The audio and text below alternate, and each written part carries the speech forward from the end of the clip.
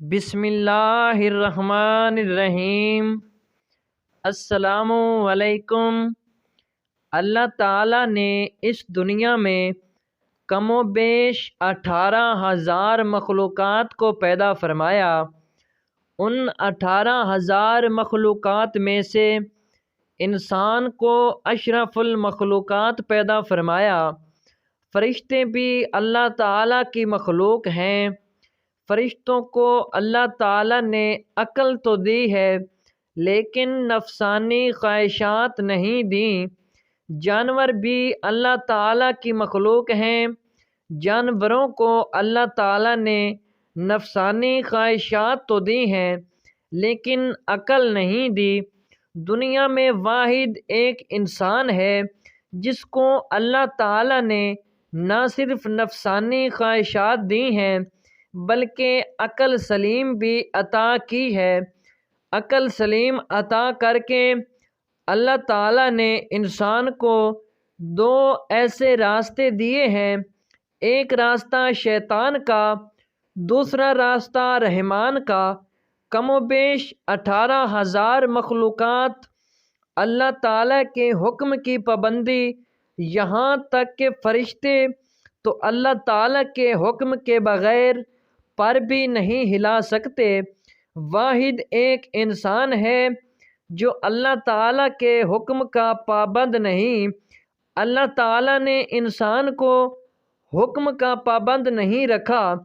انسان کو دو راستے دے دیے، ایک راستہ جنت کا، دوسرا راستہ جہنم کا، ایک راستہ شیطان کا، دوسرا راستہ رحمان کا۔ اللہ تعالیٰ نے انسان کو جتنی عظمت دی، انسان کو جتنا مقام دیا، کسی بھی مخلوق کو اتنا مقام نہیں دیا۔ حضرت انسان نے اس دنیا میں آ کر جس کو اللہ نے پسند فرمایا ہے، انسان کو اشرف المخلوقات بنا کر اللہ تعالیٰ نے حضرت کا لقب دیا۔ جس انسان کو اللہ پاک نے حضرت بنایا، اس انسان نے اس دنیا میں آ کر جو کارنامے سر انجام دیے، کسی مخلوق نے بھی وہ کارنامہ سر انجام نہیں دیا۔ اللہ تعالیٰ کی تمام مخلوقات میں سے کسی بھی مخلوق نے زمین میں فساد نہیں پھیلایا۔ واحد ایک انسان ہے جو اللہ کی دھرتی کے اوپر اللہ کی نافرمانیاں کر کر کے، گناہ کر کر کے زمین کو رونے پر مجبور کر دیا، زمین کو اللہ کے آگے فریاد کرنے پہ مجبور کر دیا۔ حضرت لوط علیہ السلام کی قوم، ایک آدمی جو حضرت لوط علیہ السلام کا فرما بردار تھا، جو عبادت گزار تھا، وہ کہیں لمبے سفر کو جا رہا تھا، کڑکتی دھوپ تھی، تپتی ریت تھی، گرمی کا موسم تھا۔ جاتے جاتے راستے میں ایک درخت آیا، وہ مسافر تھوڑی دیر کے لیے درخت کے سائے کے نیچے سو گیا۔ جیسے ہی سویا، خواب کی دنیا میں اس نے دیکھا کہ زاروں قطار زمین رو رہی ہے۔ زمین کو روتے ہوئے اس نے دیکھا، کافی کوشش کی پوچھنے کی کہ آخر کسی چیز نے تجھے اس قدر رونے پہ مجبور کر دیا۔ زمین نے کہا کہ تو اپنے رہبر سے جا کے پوچھ لینا، مطلب کہ اپنے نبی سے جا کے پوچھ لینا، حضرت لوط علیہ السلام سے جا کے پوچھ لینا کہ میں اتنی زار و قطار کیوں رو رہی ہوں۔ وہ شخص الٹے پاؤں حضرت لوط علیہ السلام کے پاس گیا، عرض گزار ہوا کہ میں نے خواب میں زمین کو روتے ہوئے دیکھا، زمین کو تڑپتے ہوئے دیکھا، زمین کو اللہ کے آگے فریاد کرتے ہوئے دیکھا۔ میں وجہ پوچھنا چاہتا ہوں کہ آخر زمین کیوں رو رہی تھی۔ یہ سنتے ہی حضرت لوط علیہ السلام کی آنکھیں چھم چھم برسنے لگیں۔ آپ علیہ السلام رو رو کر کہنے لگے کہ میری قوم کے گناہوں نے اللہ کی پاک زمین کو ناپاک کر دیا۔ میری قوم کے گناہوں نے اللہ کی زمین کو رونے پر مجبور کر دیا، اللہ کے آگے فریاد کرنے پر مجبور کر دیا۔ میری قوم کا ہر ایک انسان زنا کی دلدل میں پھنسا ہوا ہے۔ میری قوم کا ہر ایک دکھنے والا شخص زنا جیسے کبیرہ گناہ میں مبتلا ہے۔ جب ایک گناہ کے اوپر دوسرا گناہ، دوسرے گناہ کے اوپر تیسرا گناہ اس دھرتی کے اوپر ہوتا ہے تو زمین رو کر اللہ سے فریاد کرتی ہے اور کہتی ہے، اے میرے مالک، تیری مخلوق کو کیا ہو گیا ہے جو حضرت انسان بن کر اس دنیا میں آئی تھی اور کیڑوں سے بھی بدتر نکلی۔ انہوں نے نافرمانیاں کر کے تیری پاک زمین کو میلا کر دیا۔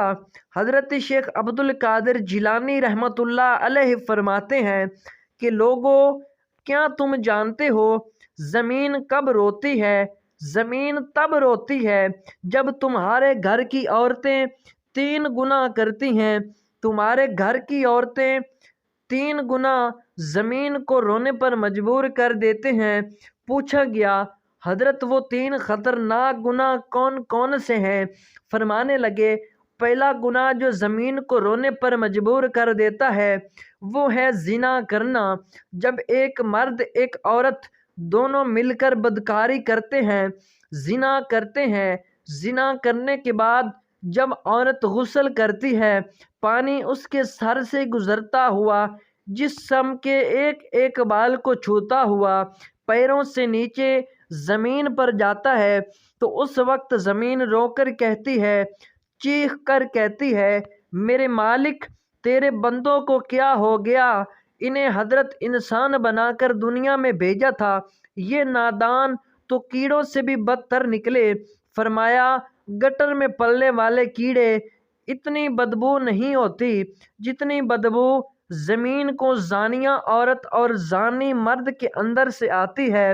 جب زانیہ عورت، زانی مرد غسل کر رہے ہوتے ہیں اس وقت ان کے جسم کا ایک ایک بال ان پر لعنت کر رہا ہوتا ہے، اللہ اکبر، ان کے ہاتھ ان پر لعنت کر رہے ہوتے ہیں، ہاتھوں کی انگلیاں، ان کی زبان، ان کے جسم کا ایک ایک بال ان پر لعنت کر رہا ہوتا ہے۔ ایک روایت میں ہے کہ شب معراج میں رسول اللہ صلی اللہ علیہ وآلہ وسلم کا ایک ایسی قوم پر گزر ہوا جن کے سامنے ایک ہانڈی میں پکا ہوا گوشت اور ایک ہانڈی میں کچا اور سڑا ہوا گوشت رکھا ہے۔ یہ لوگ سڑا ہوا گوشت کھا رہے ہیں اور پکا ہوا گوشت نہیں کھاتے۔ آپ صلی اللہ علیہ وآلہ وسلم نے دریافت کیا، یہ کون لوگ ہیں؟ جبرائیل امین نے کہا، آپ صلی اللہ علیہ وسلم کی امت کا وہ شخص ہے جس کے پاس حلال اور طیب عورت موجود تھی مگر وہ ایک زانیہ عورت کے ساتھ زنا کرتا ہے۔ حضور صلی اللہ علیہ وآلہ وسلم ارشاد فرماتے ہیں، یعنی ضرور میری امت میں کچھ لوگ ایسے ہونے والے ہیں جو ان حرام چیزوں کو حلال ٹھہرائیں گے۔ عورتوں کی شرمگاہ یعنی زنا کو، ریشمی کپڑوں کو، شراب اور سود کو اور جوا کو فرمایا۔ عورت کا دوسرا گناہ جو زمین کو رونے پہ مجبور کر دیتا ہے وہ ہے شوہر کی غیر موجودگی میں، شوہر کی اجازت کے بغیر جو عورت گھر سے باہر قدم رکھتی ہے، وہ قدم جب باہر کی طرف نکلتا ہے اس وقت دھرتی رو کر کہتی ہے، زمین چیخ کر کہتی ہے، او نادان عورت، کاش کہ تو جان لیتی کہ شوہر کی فرما برداری کا مقام و مرتبہ کیا ہوتا ہے، کاش کہ تو جان لیتی کہ شوہر کی اجازت کے بغیر، شوہر کی غیر موجودگی میں گھر سے باہر نکلنے کی سزا کتنی ہے، تو گھر میں مر جاتی لیکن باہر کبھی بھی نہ نکلتی۔ بیوی کا شوہر کی اجازت کے بغیر گھر سے باہر نکلنا حرام ہے۔ پس اگر وہ شوہر کی اجازت اور بغیر کسی شرعی عذر کے گھر سے نکلتی ہے تو نافرمان کہلائے گی۔ شوہر کی اجازت کے بغیر یا منع کرنے کے باوجود تمام شرعی طور پر جائز کاموں کو انجام دینا حرام نہیں ہے، جیسے مقدس مقامات کی زیارت، گھر والوں سے ملاقات، یا پھر حصول علم کے لیے شوہر کی اجازت کے بغیر گھر سے نکلنا، مگر اس صورت میں کہ جب یہ چیز شوہر کے شرعی حق میں رکاوٹ بن جائے۔ فرمایا عورت کا تیسرا گناہ جو زمین کو رونے پہ مجبور کر دیتا ہے وہ ہے پاؤں میں گھنگرو باندھنے کے، غیر محرم مردوں کے سامنے ناچنا، معاشرے میں بے حیائی پھیلانا، بے غیرتی پھیلانا، غیرتی کی طرف قدم اٹھانا، بے حیائی کی طرف قدم اٹھانا، گانا سننا اور بجانا شریعت میں حرام ہے۔ قرآن مجید فرقان حمید میں ہے، جس کا ترجمہ یہ ہے، اور بعض لوگ ایسے بھی ہیں جو ان باتوں کے خریدار بنتے ہیں جو اللہ سے غافل کرنے والی ہیں۔ حضرت جابر رضی اللہ تعالی عنہ سے روایت ہے کہ رسول اللہ صلی اللہ علیہ وآلہ وسلم نے ارشاد فرمایا، گانا دل میں منافقت کو اس طرح پیدا کرتا ہے جیسے پانی زمین میں کھیتی کو اگاتا ہے۔ اللہ تعالیٰ کی پاک اور مقدس بارگاہ ناز اقدس میں دعا ہے کہ اللہ ہمیں اپنے نیک بندوں میں شامل فرمائے، ایسے گناہوں سے محفوظ فرمائے جو اللہ تعالیٰ کی ناراضگی کا سبب بنے، اور خاتمہ ایمان پر فرمائے۔ اپنے میزبان محمد حسین کو دیجیے اجازت۔ آمین ثم آمین۔